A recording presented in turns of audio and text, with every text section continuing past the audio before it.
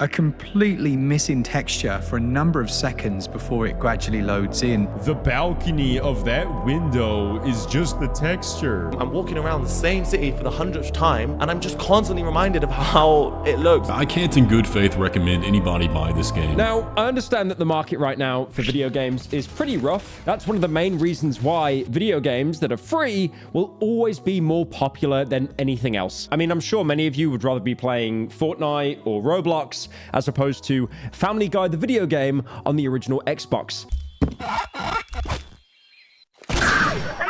And I could never think of a more expensive video game franchise than Pokemon. I get it, a lot of games that you've probably played, they've got the microtransactions, but Pokemon, I will never understand. They will release the most mid entries imaginable that barely run. They look like a PowerPoint presentation, but still the community will lap it up. And at the time of recording, a new Pokemon game is coming out, and it's apparently the most expensive Pokemon game to date. I'll be honest, to any of you that own like a Switch or a Switch 2, I genuinely feel sorry for you. You will have a game that is 7 years old, and they will still charge you $50 for it. I mean, half a year ago, the news actually broke out regarding the Switch 2 that some of the games on there could cost upwards of $80. And then for a physical version, for the 7 people that still care about that, it'd be $90. That is on top of buying a console that is £400. And then also not to include as well the online membership, which is around £18 a year. Although that as well can go up to upwards of £60. And look, I get it, all right? The console market, it's absolutely washed.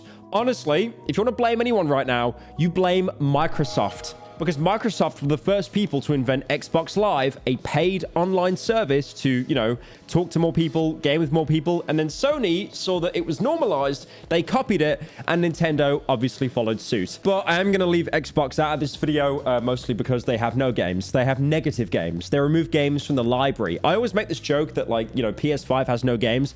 Xbox has negative games. Now, I'm sure you've already seen the critical video where he said that he's outright refusing to buy the new Pokemon game, which is ZA. And if you want to buy that game on the Switch, it is £60. And already there is a £30 DLC for the game. And keep in mind as well, this is a game that will take you around like 20 hours to complete. And that number is taken from professional gaming journalists like IGN, so it's probably a bit less than that. And the thing is as well, technically, this isn't even a mainline Pokemon entry. It's kind of a spin-off, if anything. Like, could you imagine? Okay, so GTA 6, right? That's going to cost all of us a lot of money. You're still going to buy it. You're probably going to buy it on console, and then you're going to buy it on PC 2 years later, you degenerate. But could you imagine instead if Rockstar, instead of announcing GTA 6, they announced like GTA Chinatown Wars 2, that game that was on the DS, and then they're charging you £60 for it? Now, for such an egregiously expensive game, you would think, okay, wait a minute. Surely the game itself is actually good. Well, at the minute, I've seen from the public consensus that there is no way in hell I'm dropping upwards of £500 to play a Pokemon game. I mean, honestly, at this point, it's part and parcel with Pokemon games. Choppy frame rate, the camera staggering very frequently, and even like playing some moves in battle just causes the frames to absolutely dip. Now, from what I've seen, they've actually changed the battle mechanics, which do look, you know, to be fair, a lot better than the original turn-based system they've been running since, like, I don't know, the 90s. Instead of using PP, that's the actual name, by the way, I'm sure no correlation to prestige points in Dead Rising. But instead of that system, they now have a cooldown system. If anything, this reminds me of the combat system from Ni no Kuni, Wrath of the White Witch. And ironically, has a much better take on creatures battling each other than Pokemon ever did. I mean, let's be real. Do Pokemon even need to try anymore? Do Game Freak even need to try? No, because Pokemon is now more popular than ever, thanks to scalpers that will go into any kind of supermarket and buy every single new release deck, sit on it, and hoping they can make $5 profit in 20 years. Now, with that positive thing said, which is not really that positive, to be fair, people are saying the gameplay is just, it's boring. And I get it. You've got this franchise where people go out in the woods and they throw a funny ball and they catch the funny animal. And there's not really too many variations you can do on that. But again, compared to previous games, there is little to no change in how, for example, you traverse the world. Now, the game itself, like any open world Bethesda sandbox, is littered with like the most boring side quests imaginable. And I think it's very safe to say here, if this wasn't a Pokemon game, no one would care. No one would buy this. It is basically a game that is just sat entirely on the Pokemon brand. Now, a lot of worries the Nintendo community had when the game was announced, apart from realizing that they might have to lease their house just to buy a Switch 2, was the fact that Pokemon ZA basically only seems to really take place inside one single city. This is Lumio City, and honestly, I mean, I don't really see that much of a problem with it. I mean, a great example here, right, is a game I've been sweating recently, Dying Light the Beast. I know that's nothing compared to Pokemon, like, at all. But in that game, there was only really one town, and it was incredibly small. It was densely packed. There was a lot to do, a lot of side content, but it was small. And then I kind of thought to myself, where's the biggest city? Where's like the parkour? But that wasn't the point of Dying Light the Beast. It was basically trying to replicate Dying Light the Following, the DLC of the original game, where that was more vehicle based and also it was kind of more like open plains areas. And honestly, Dying Light the Beast was an amazing game. Dying Light 1, I love. The Beast, I love. Dying Light 2, I honestly never got around to finishing that game. Apparently, most people never did as well. But again, if you have smaller environments that are more kind of compact and there's more going on, that's not really a bad thing. Okay, here's another example I can think of, right? Fear and Hunger, right? It's got a sequel called Fear and Hunger Termina. And that takes place mostly within this city called Prehiville. But the differences between Termina and the new Pokemon game is the city of Luminos is not interesting to explore at all. Now, I get it. Comparing Fear and Hunger and Pokemon, it sounds like a bit of a cope. It definitely is a cope. I'm just trying to somehow shoehorn this into the video. But a good example with Luminos is pretty much all the buildings. You can't really go into any of them. And for a city that wipes out a good 95% of the exploration, again, in Fear and Hunger Termina, in Dying Light the Beast, I get it. They are not the same games at all, but they still had like very kind of small, compact towns, and there was so much to do in those areas. They weren't just empty buildings for the sake of it. Now, they do have these small areas in the new Pokemon game called Wild Zones, and players can explore those if they want like a break from the city. But again, these areas are incredibly small, and there's really not much going on there. According to one player as well, you can actually run around the circumference of the entire map in less than 7 minutes. Again, I'm not trying to make the argument that because the game isn't bigger, more inflated, you could say, that it's bad. I mean, I prefer much more kind of like linear, tight, compact experiences, but it's like you've got the worst of both worlds. You've got a small area, and there's nothing to do there. And so what you're left with is the main city where like nothing happens. I mean, you can see footage here, like there is zero exploration to be done here. And this isn't me like attacking the art style or anything. I get it. You know, it's a Pokemon game. So the graphics are just meh. It looks like a game that was released in 2014 or a like very high-end mobile game.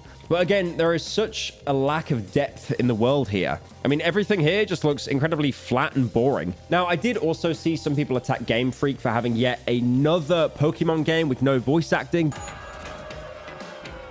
But honestly, I think that's just standard at this point. It's the same as like the Zelda games. They'll have like, you know, 7 lines of spoken dialogue in the entire game. I mean, it's one of the reasons why, for example, Fortnite is so successful. Most of their trailers have no voice acting because, again, you'll need to regionalize it to English, Spanish, Chinese. Like there's so many different languages, and that's so like that takes an incredible amount of time and money.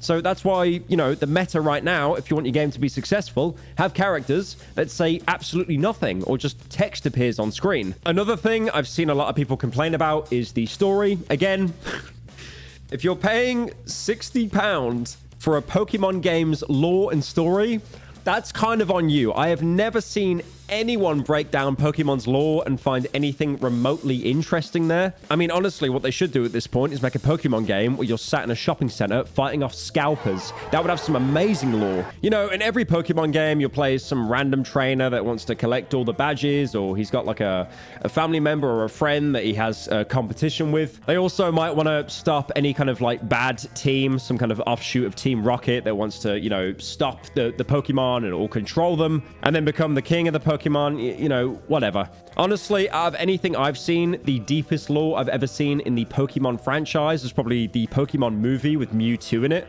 Again, it's never been like the most cutting-edge narrative in gaming. It's usually a very basic story so they can push copies that teaches, you know, about like the importance of friendship or like perseverance. But in Pokemon Legends ZA, this could not be further from the truth. So there isn't an insane amount of coverage on the story so far, but from what I gathered, you're basically working for like a loan shark syndicate to pay off your debt. And this debt was placed on your leader through pretty much scamming people. It was also added as well that this debt apparently has an interest of 1,000% a week. So basically any American healthcare imaginable. And to pay it off, you basically give up your life for them to work with them for an unspecified amount of time. Now, before you type in the comments, I get it. You know, Pokemon has had some pretty bad villains before, but apparently these are the good guys now.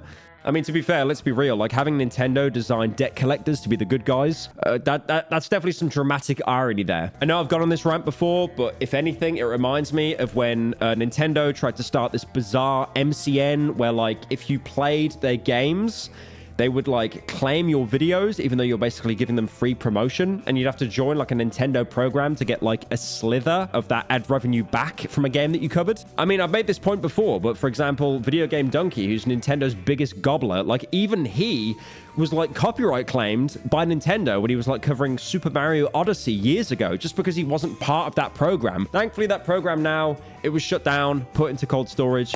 What a terrible idea. I think the biggest problem with this new Pokemon game being so like painfully mid and just acceptable at best is like, it's not like they've had a good track record of these amazing games and this is the big flopper.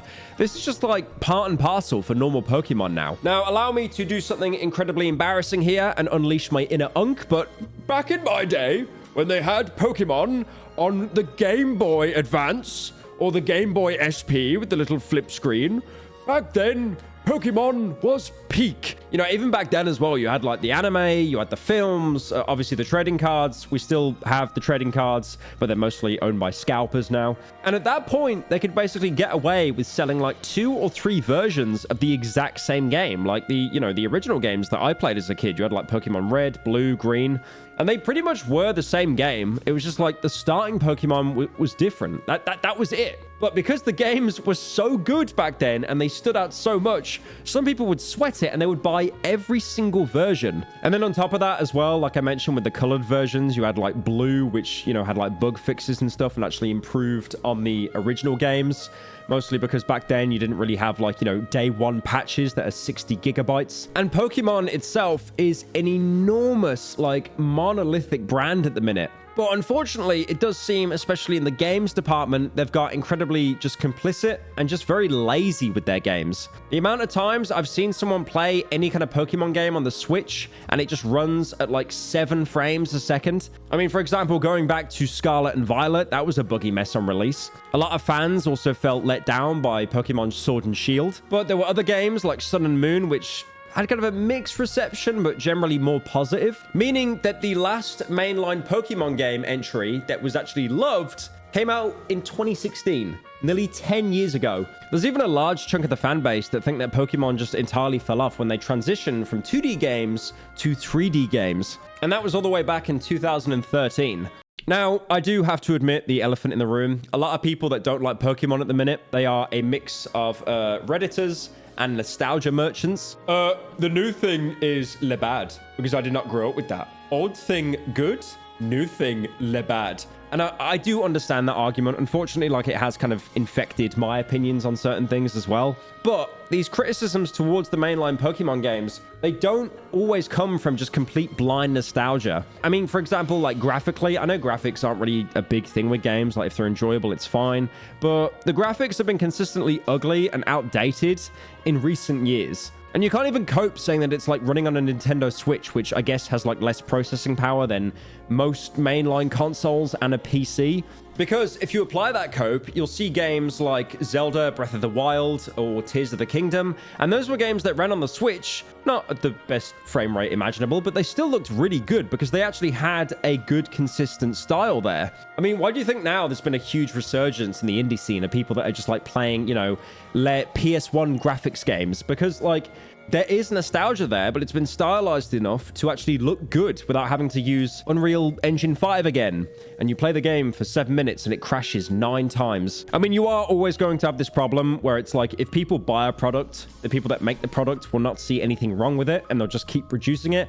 And that's the problem at the minute. I'm not gonna, you know, sit on my expensive Herman Miller chair, sat here and tell you, do not buy the new Pokemon game. Do not do it. I mean, if you enjoy Pokemon, sure, you know, power to you. But personally, I cannot see that as a game that is worth spending £60 on in any capacity. I mean, a great example here is actually the post-game of Pokemon Scarlet and Violet, or the, you know, complete lack of it. You know, a lot of people want to buy a game, they want to beat it, and then they want to keep playing the game. It's not like you've just paid £60 and then you've been like, okay, that's it. I just wait now for the new Pokemon game to come out. A lot of people do sweat games once they complete it, either doing like a new game on a harder difficulty, or I guess like a new game plus mode, which has become incredibly popular in the past 10 years. I mean, for example, you've got like Pokemon Gold and Silver, and once you beat the Elite Four and became Pokemon Master, you can then go back to Kanto, which is the region that the first game is set in. And then you can beat all the gyms from the first game, but now they're actually scaled up to face you on a higher level. Again, like kind of rewarding you with a bigger challenge. You can refight the Elite Four of the first game and then even go ahead and fight Red, who is actually your character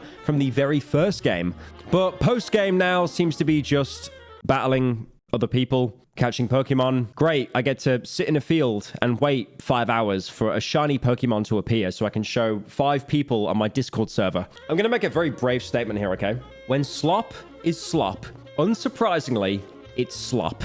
No one cares. I mean, a great example, War of the Worlds. That film, oh my god, that was absolute slop. But that was like funny slop. That wasn't like a franchise that people cared about for decades and they grew up with, and then they felt betrayed when it was just absolutely abysmal. So yeah, I'd like to thank you for coming to my TED Talk. If any of you think I'm a grifter and a fake Pokemon fan, I actually have a PSA 10 Guzzlord that I bought for $20. So now you know. Now you know.